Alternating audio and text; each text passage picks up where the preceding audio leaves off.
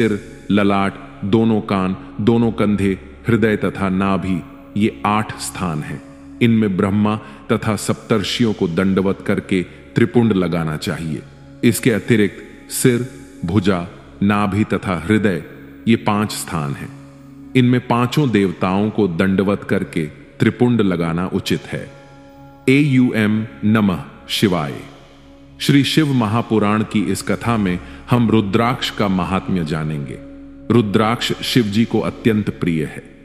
उसका दर्शन करने मात्र से ही संपूर्ण पाप नष्ट हो जाते हैं तथा पूजन करने से दोनों लोकों में आनंद प्राप्त होता है। शिव जी की तपस्या से उनके आंसू वृक्ष बन गए।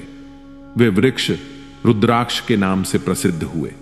शिव जी की कृपा से वे सभी शिव भक्तों को प्राप्त होने लगे तथा धीरे धीरे प्रत्येक देश में रुद्राक्ष के वृक्ष की उत्पत्ति होने लगी। अयोध्या, मथुरा, काशी, गौड़ देश तथा सह्यगिरि में रुद्राक्ष अधिकता से उत्पन्न होने लगे। रुद्राक्ष पापों को नष्ट करने वाला तथा दर्शन मात्र से ही अप्रमेय सुख प्रदान करने वाला है। रुद्राक्ष का रंग 4 प्रकार का होता है: श्वेत, रक्त, पीत तथा श्याम। चारों वर्णों को इन्हें क्रमानुसार धारण करना चाहिए, अर्थात ब्राह्मण को श्वेत, क्षत्रिय को रक्त, वैश्य को पीत एवं शूद्र को श्याम वर्ण का रुद्राक्ष धारण करना चाहिए। सब देवता, अर्षि मुनियों एवं मनुष्य आदि को मध्यम मास का त्याग करने के उपरांत ही रुद्राक्ष धारण करने की आज्ञा दी गई है। रुद्राक्ष धारण करने वालों को अप्रमेय सुख की प्राप्ति होती है। रुद्राक्ष असंख्य दोषों को दूर करने वाला है। रुद्राक्ष की माला को सब मालाओं से श्रेष्ठ समझना चाहिए। इसे धारण करने से मनुष्य को काल का भय भी नहीं रहता। रुद्राक्ष सभी देवताओं को अत्यंत प्रिय है। विशेषकर 5 देवता इससे अधिक स्नेह करते हैं। शिव जी इसको सबसे अधिक प्रमाण मानते हैं। जो रुद्राक्ष आंवले के फल के समान बड़ा हो वह सर्वोत्तम है। जो बेर के फल के समान हो वह मध्यम है, और जो उससे भी छोटा हो वह अधम गिना जाता है। आंवले के समान रुद्राक्ष सभी कष्टों को दूर करने वाला तथा संपूर्ण मनोरथ को पूर्ण करने वाला है, परंतु कोई भी दुखदाई नहीं होता। जो रुद्राक्ष भिंजी, भगजी के समान छोटा हो उसे संपूर्ण मनोरथ को प्रदान करने वाला समझना चाहिए। छोटे रुद्राक्ष की महिमा तथा उसके धारण करने का फल अधिक होता है। जो रुद्राक्ष दृढ़, चिकना, कांटों से युक्त तथा मोटा होता है वह संपूर्ण मनोरथ को प्रदान करता है तथा भक्तों के संपूर्ण पापों को नष्ट कर देता है। निम्नलिखित प्रकार के रुद्राक्ष को धारण नहीं करना चाहिए: जो कीड़ों द्वारा खाए गए हों, जो कांटों से रहित हों, जो कटे हों, जो छिद्र करने के समय फट गए हों, जो रुद्राक्ष का स्वरूप न रखते हों तथा जो कृत्रिम हों अर्थात वास्तविक न हो। जिस रुद्राक्ष को शिव भक्त स्वयं किसी वृक्ष से लाता है वह सर्वोत्तम है तथा जो किसी अन्य मनुष्य के द्वारा लाया जाता है वह मध्यम है। मैंने जिस रुद्राक्ष को सर्वोत्तम कहा है उसे धारण करने वाले मनुष्य को भगवान सदाशिव का रूप ही समझना चाहिए। जो लोग जानते बूझते हुए भी मंत्र के बिना रुद्राक्ष धारण करते हैं वे नरकगामी होते हैं और किसी भी स्थान पर सुख प्राप्त नहीं करते। परंतु जो मनुष्य अज्ञानी होते हैं उन्हें मंत्र के बिना रुद्राक्ष धारण कर लेने पर भी कोई पाप नहीं लगता, क्योंकि भगवान सदाशिव ने अपने मुख से स्वयं यह कहा है कि जो लोग मंत्र को जानने वाले न हों वे यदि बिना मंत्र पढ़े ही रुद्राक्ष को धारण करें तो उन्हें कोई पाप नहीं होता। रुद्राक्ष धारण करने वाले को भूत प्रेत आदि कुछ भी कष्ट नहीं पहुंचा सकते। वे तो रुद्राक्षधारी को देखते ही भाग जाते हैं। जो मनुष्य रुद्राक्ष को धारण करता है उसे देखकर शिव जी तथा अन्य सभी देवता अत्यंत प्रसन्न होते हैं। यदि कोई मनुष्य अज्ञानी, दुराचारी अथवा कुकर्मी भी हो परंतु रुद्राक्ष को प्रेम पूर्वक धारण करता हो तो वह समस्त पापों से छूटकर परम पद को प्राप्त करता है। जो मनुष्य रुद्राक्ष की माला पहनकर कर रहित हाथों से मंत्र का जप करता है, उसे 10 गुना अधिक फल प्राप्त होता है। जो मनुष्य रुद्राक्ष को अपने शरीर पर धारण करता है, उसे न तो अकाल मृत्यु का भय रहता है और न ही कोई कष्ट प्राप्त होता है। रुद्राक्ष को सभी वर्ण तथा सभी आश्रमों के मनुष्यों को धारण करना चाहिए। शूद्र को भी रुद्राक्ष धारण करने का अधिकार है। रुद्राक्ष धारण करने के हेतु श्रद्धा एवं विश्वास को आवश्यक कहा गया है। जो मनुष्य दिन के समय रुद्राक्ष धारण करता है, उसकी पिछली रात्रि के संपूर्ण पाप नष्ट हो जाते हैं, और जो रात्रि में रुद्राक्ष धारण करता है, उसके दिन के सभी पाप नष्ट हो जाते हैं। अतः उचित तो यह है कि रुद्राक्ष हर समय धारण किए रहना चाहिए। जो लोग भस्म का त्रिपुंड लगाते हैं, रुद्राक्ष धारण करते हैं तथा जटा रखते हैं, वे नरकगामी नहीं होते और संसार में उन्हें कुछ भी पाप नहीं लगता। जिनके ललाट पर त्रिपुंड, मस्तक पर रुद्राक्ष और मुख में पंचाक्षर मंत्र है, वे सभी लोगों से पूजित होने के योग्य हैं। रुद्राक्ष अनेक प्रकार के होते हैं। एक मुखी रुद्राक्ष भगवान सदाशिव का स्वरूप है। उसके दर्शन मात्र से ही ब्रह्म हत्या आदि पाप नष्ट हो जाते हैं तथा भुक्ति मुक्ति की प्राप्ति होती है। जिसने ऐसे रुद्राक्ष को पा लिया, उसे परम सौभाग्यशाली समझना चाहिए। ऐसे रुद्राक्ष को धारण करने वाला मनुष्य हर समय पवित्र तथा पापों से रहित रहता है। द्विमुखी रुद्राक्ष धारण करने से गोवध का पाप नष्ट हो जाता है। उसे धारण करने वालों के सभी मनोरथ पूरे होते हैं और उसके घर में सुख की सभी सामग्रियां उपस्थित रहती हैं। त्रिमुखी रुद्राक्ष को धारण करने से धन तथा आयु की वृद्धि होती है एवं स्त्री हत्या का पाप नष्ट हो जाता है। उसे धारण करने वाला तीसरे दिन आने वाला ज्वर कभी नहीं सताता। चतुर्मुखी रुद्राक्ष ब्रह्मा जी का स्वरूप है। ऐसे रुद्राक्ष का दर्शन एवं स्पर्श करने से चारों पदार्थ सदैव प्राप्त होते रहते हैं। पंचमुखी रुद्राक्ष को शिवजी का स्वरूप समझना चाहिए। उसे धारण करने से भुक्ति मुक्ति की प्राप्ति होती है तथा भक्ष्य भक्ष के दोष एवं परस्त्री गमन आदि के पाप नष्ट होते हैं। जो लोग पंचमुखी रुद्राक्ष को धारण करते हैं, उन्हें कोई दुख नहीं रहता। षणमुखी रुद्राक्ष को स्कंद के समान जानना चाहिए। वह ब्रह्म हत्या आदि पापों को नष्ट कर संपूर्ण सुखों को प्रदान करने वाला है और सदैव दाहिनी भुजा में धारण करने योग्य है। सप्तमुखी रुद्राक्ष को महासेन तथा आनंद कहकर पुकारते हैं। उसे धारण करने पर दरिद्री भी राज्य पद को प्राप्त होता है और उसके संपूर्ण पाप नष्ट हो जाते हैं। अष्टम रुद्राक्ष को बटुक भैरव का रूप जानना चाहिए। उसे धारण करने से आयु की वृद्धि होती है तथा शिवजी की कृपा से अंत में मोक्ष प्राप्त होता है। नवम मुखी रुद्राक्ष दुर्गा का स्वरूप समझना चाहिए। वह दाएं हाथ में धारण करने योग्य है। उसे धारण करने वाला मनुष्य ब्रह्मा जी के समान सबका स्वामी होकर पापों से रहित हो जाता है। दशमूल को विष्णु जी का स्वरूप समझकर धारण करना चाहिए। वह युद्ध क्षेत्र में विजय प्राप्त करने वाला तथा संपूर्ण कार्यों को सिद्ध करने वाला है। एकादश मुखी रुद्राक्ष को रुद्र का स्वरूप समझकर करना चाहिए। वह सर्वत्र विजय प्राप्त कराने वाला है। दक्ष मुखी रुद्राक्ष सूर्य का स्वरूप है।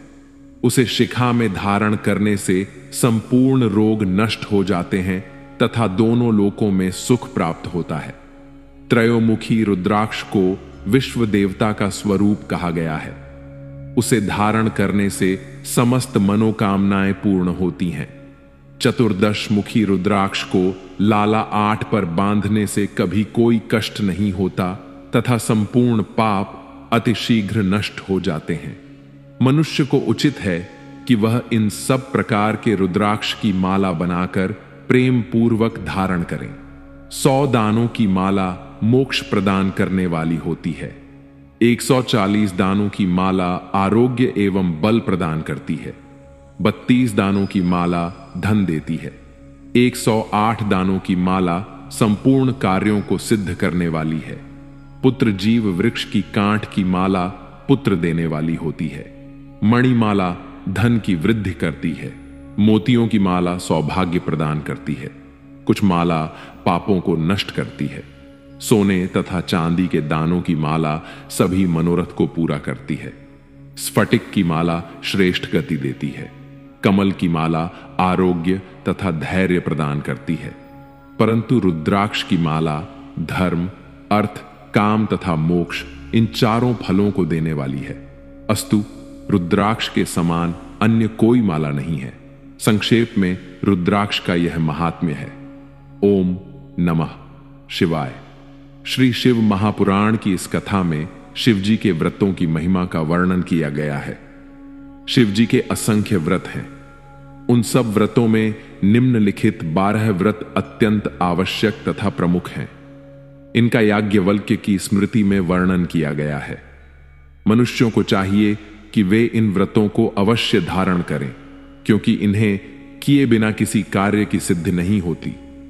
व्रत इस प्रकार है: दोनों अष्टमी, दोनों एकादशी, दोनों त्रयोदशी, दोनों चतुर्दशी तथा महीने में जितने चंदवार पड़े, यह सब मिलाकर एक महीने में 12 व्रत होते हैं।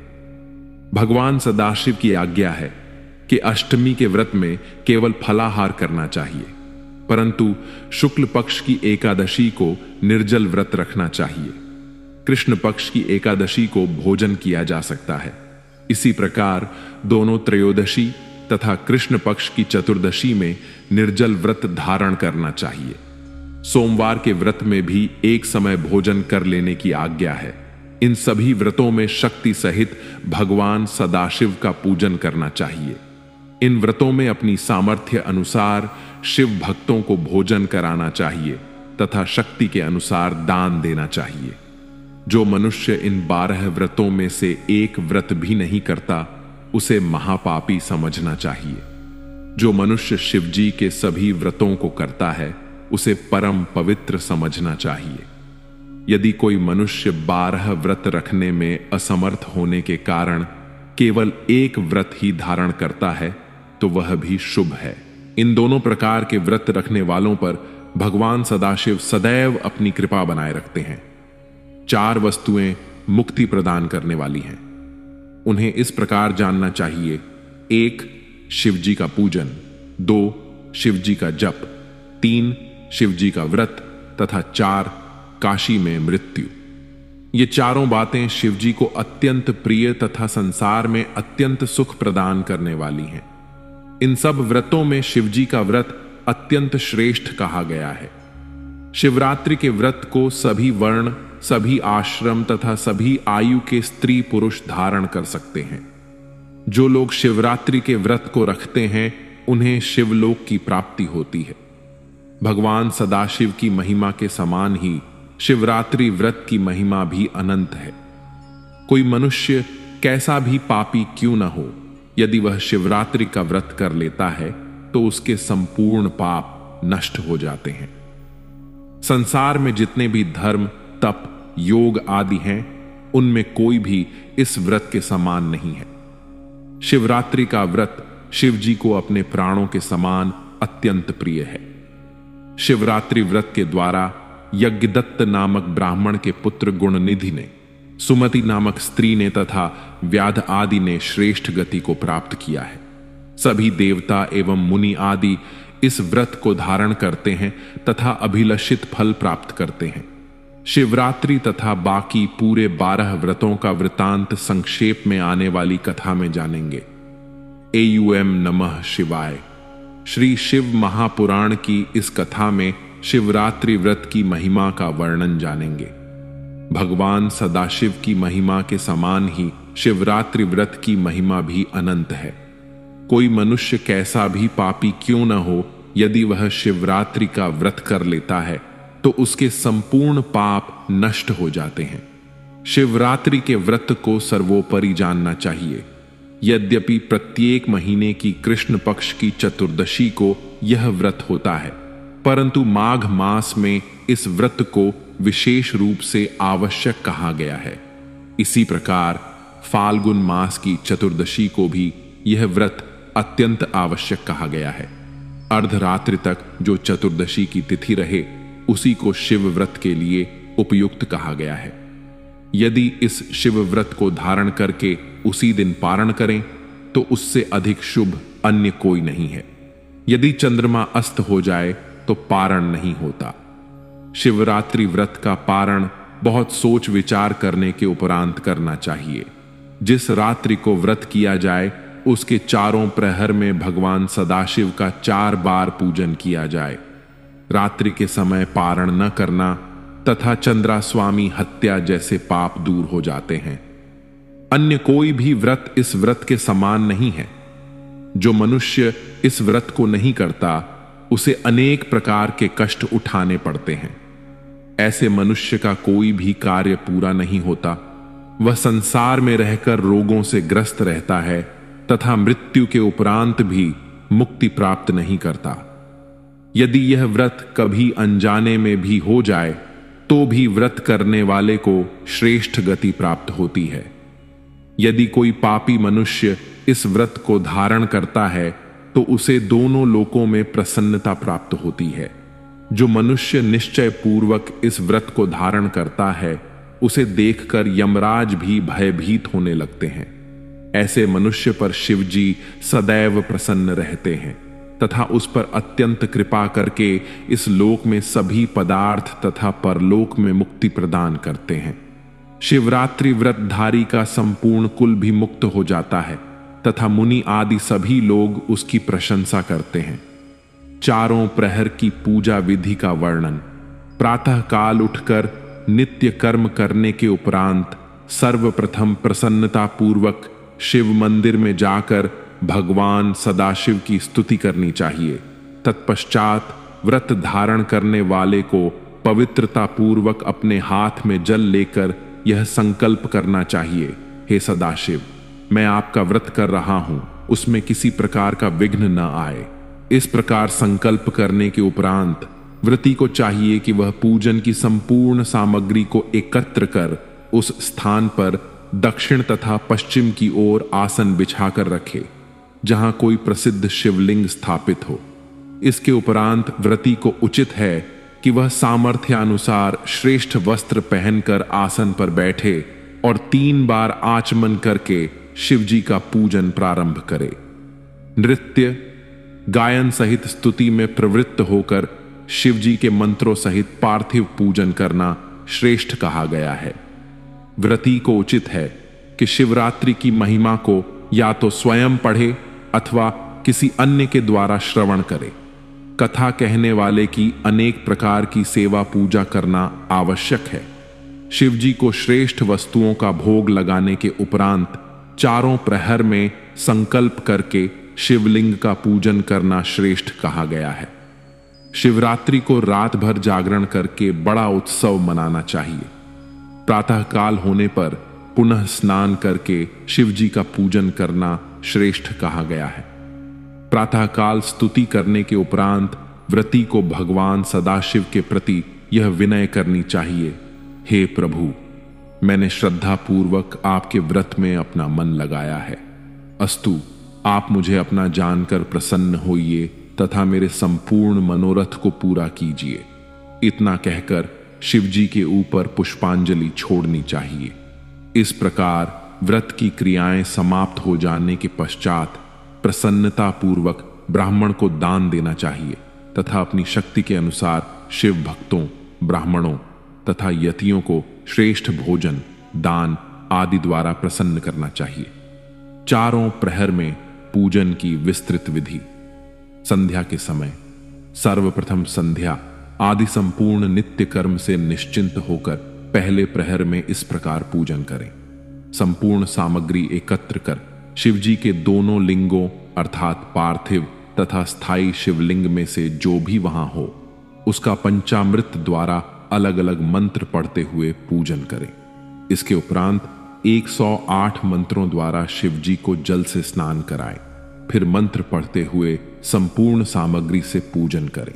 अपने गुरु द्वारा दिए गए मंत्र से अथवा पंचाक्षरी मंत्र एयूएम नमः शिवाय से अथवा केवल शिवजी का नाम लेकर भी पूजन करना उचित है।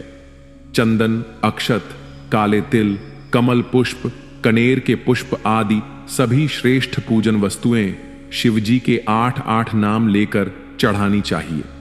उत्तम सुगंधित धूप देने के उपरांत आरती करनी चाहिए तथा श्रेष्ठ पकवान चढ़ाकर बेल पत्र का अर्घ्य देना चाहिए। इस प्रकार पूजन करने के उपरांत दंडवत करते हुए शिवजी का ध्यान करना चाहिए। यदि पूजन करने वाला किसी अन्य देवता का भक्त हो तो भी उसे पंचाक्षरी मंत्र द्वारा शिवजी का जप करना चाहिए।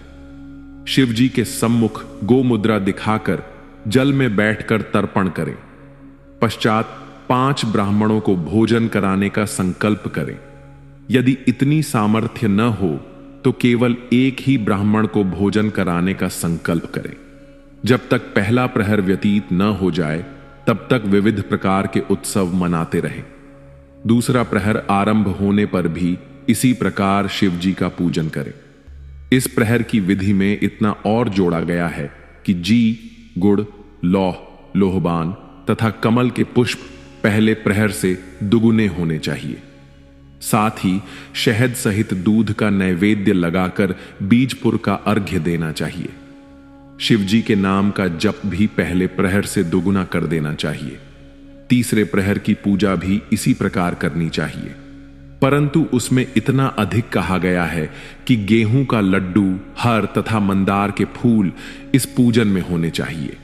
अनेक प्रकार के धूप, दीप, नैवेद्य के लिए अनेक प्रकार के साग, अर्घ्य के लिए पका अनार तथा कपूर की आरती, इन सबको पहले प्रहर से दुगुना करना चाहिए। शिवजी के मंत्र का जप भी पूर्व प्रहर की अपेक्षा दुगुना करना उचित है। चौथे प्रहर की पूजा में इतना अधिक और कहा गया है कि मूंग, उड़द तथा प्रियंगु अर्थात काकू के लड्डू, हर, 7 प्रकार के अन्न, शंखा होली तथा अन्न से बने हुए मिष्ठान्न का नैवेद्य अथवा उड़द का नैवेद्य बनाकर भोग लगाना चाहिए। अनेक प्रकार के फलों अथवा केले के फल का अर्घ्य देना उचित है। शिवजी के मंत्र का पहले से दुगुना जप करके बहुत उत्सव मनाना चाहिए। चारों प्रहर की पूजा में शिवजी पर असंख्य बिल्व पत्र चढ़ाना शुभ कहा गया है, क्योंकि बिल्व पत्र शिवजी को अत्यंत प्रिय हैं। बहुत से मनुष्यों को एकत्र कर चारों प्रहर नृत्य, गायन आदि का उत्सव करना चाहिए। इस प्रकार रात्रि भर जागरण करते हुए शिवजी का ध्यान करना सर्वोपरि कहा गया है। अन्य किसी भी प्रकार का कोई भी संकल्प मन में लाना उचित नहीं है।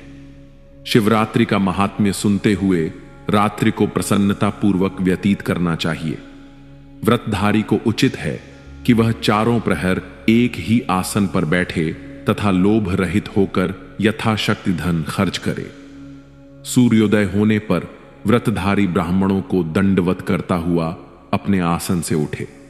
अपने मन में अत्यंत प्रसन्न होकर अनेक प्रकार के उपहारों को एकत्र कर शुद्ध जल से भगवान सदाशिव का अभिषेक करना चाहिए।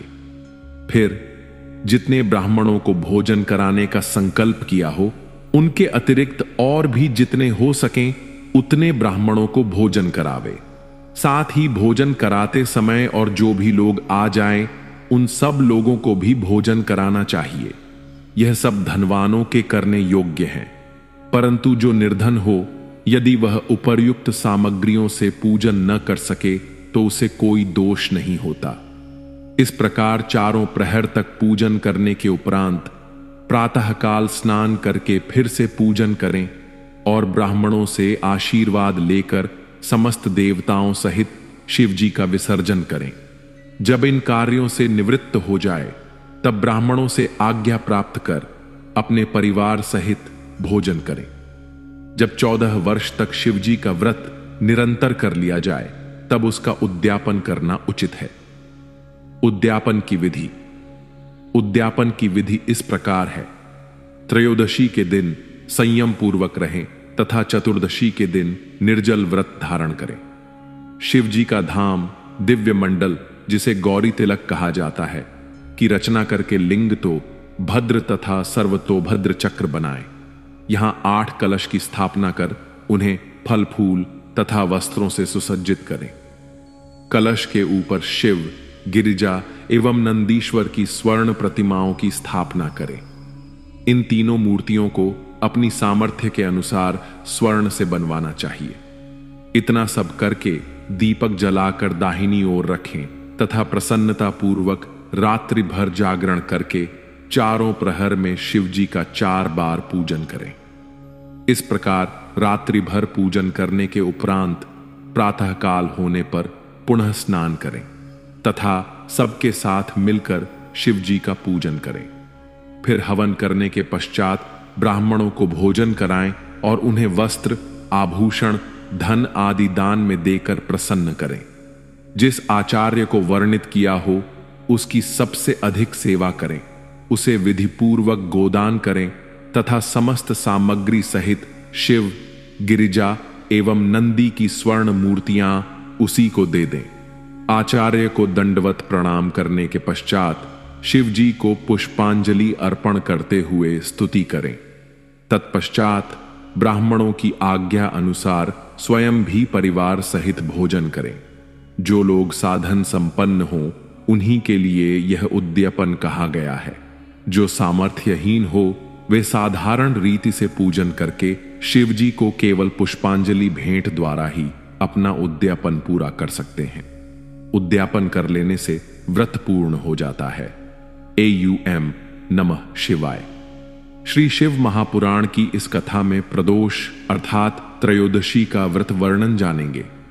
जो लोग इस कथा को पढ़ते, सुनते अथवा दूसरों को सुनाते हैं वे भी दोनों लोकों में आनंद प्राप्त करते हैं। उन स्त्री पुरुषों को परम धन्य समझना चाहिए जो इस व्रत को धारण करते हैं।